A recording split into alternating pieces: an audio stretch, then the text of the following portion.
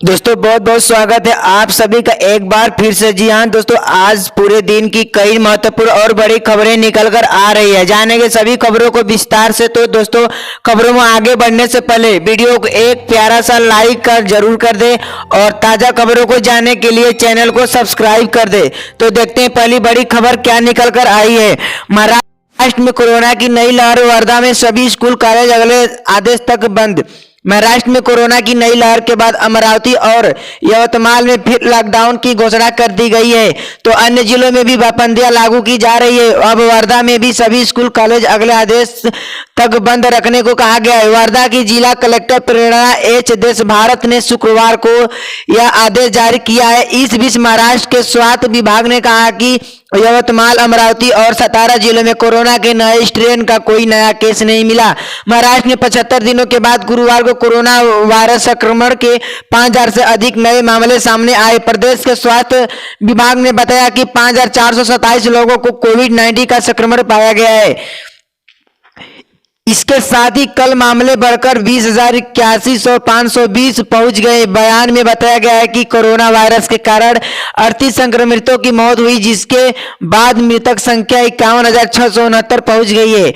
Corona virus के बढ़ते मामलों में सिंचित पूर्वी महाराष्ट्र के यवतमाल जिला प्रशासन ने गुरुवार रात से 10 दिनों तक लॉकडाउन का आदेश दिया है। इससे पहले दिन में इसी विदर्भ क्षेत्र के अमरावती जिले में शनिवार रात 8 बजे से सोमवार सुबह 7 बजे तक सप्ताहांत लॉकडाउन की घोषणा की गई थी। यवतमाल के जिलाधिकारी एमडी सिंह ने कहा कि इस दौरान स्कूल, कॉलेज, कोचिंग क्लास बंद रहेंगे और किसी भी धार्मिक कार्य की अनुमति नहीं दी जाएगी, जबकि सदियों में कॉलेज 50 व्यक्तियों को अनुमति दी जाएगी। अगली खबर की बात करें तो मेट्रो मैन श्रीधर बोले, बनना चाहता हूं केरल का सीएम, बताया क्यों गवर्नर में दिलचस्पी नहीं। अगले सप्ताह भाजपा में शामिल होकर राजनीति में कदम रखने जा रहे हैं।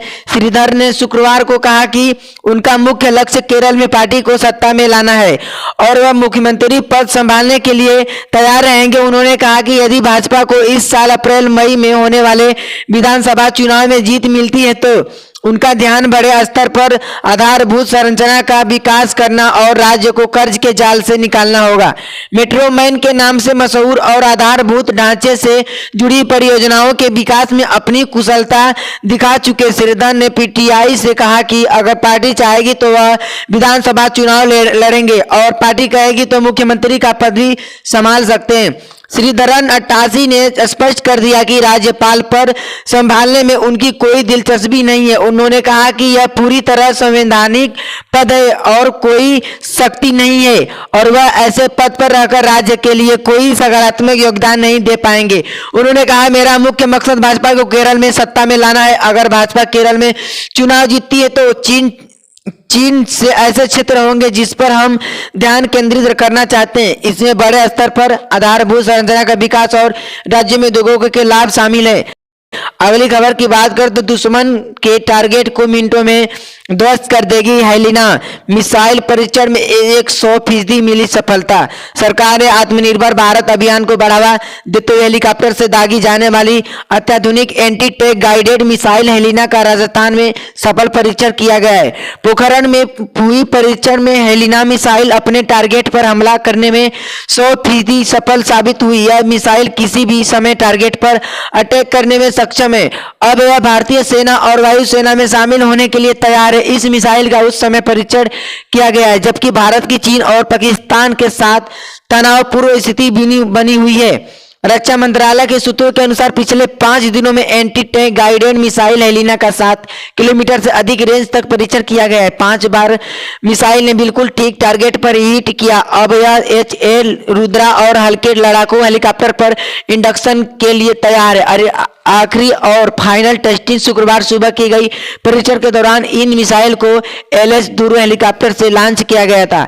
हेलिना मिसाइल एक तीसरी पीढ़ी एंटी टैंक हथियार है जिसमें infrared Sikar fire and फरगट features है। इसकी तुलना चीन की पीपुल्स लिबरेशन आर्मी पीएलआर की वायलर गाइडेड HJ-8 और पाकिस्तान द्वारा बनाई गई लेजर गाइडेड मिसाइल बारबो से होती है। अगली खबर की बात करें तो तेजी से सुलझ रहा है सीमा विवाद। पैगोंग झील के बाद अब रेजांग ला इलाके भी हट रही है चीन की सेना। जी हाँ दोस्तों, पूर्वी लद्दाख में पैगाम लेक के करीब के इलाकों से सेनाएं हट चुकी है। सेना के सूत्रों के ने कहा कि झील के दक्षिण दिशा की तरफ से पड़ने वाली रेजांग ला और रेचिंग ला इलाकों से भी चीनी सेना के पीछे हटने की प्रक्रिया शुरू हो गई है। इस इलाके की ऊंची पहाड़ियों में भारतीय सेना रणनीतिक रूप से बढ़त बनाई हुई थी। सेना के सूत्रों ने कहा कि रेजांग ला और रेचिंग ला से सेनाओं के हटने का मामला भी हाल में हुई समझौता का हिस्सा था। झील के अग्रणी स्तरों से सेनाओं के हटने के बाद अब दूसरे इलाकों से सेनाएं हटनी शुरू हुई है। सेना के सूत्रों ने कहा कि दोनों पक्षों द्वारा प्रक्रिया की पुष्टि के बाद वरिष्ठ सैन्य कमांडरों की 10वें दौर की वार्ता आयोजित की जाएगी, जिसमें गश्त एंड टकराव वाले अन्य स्थानों से लेकर चर्चा की जाएगी।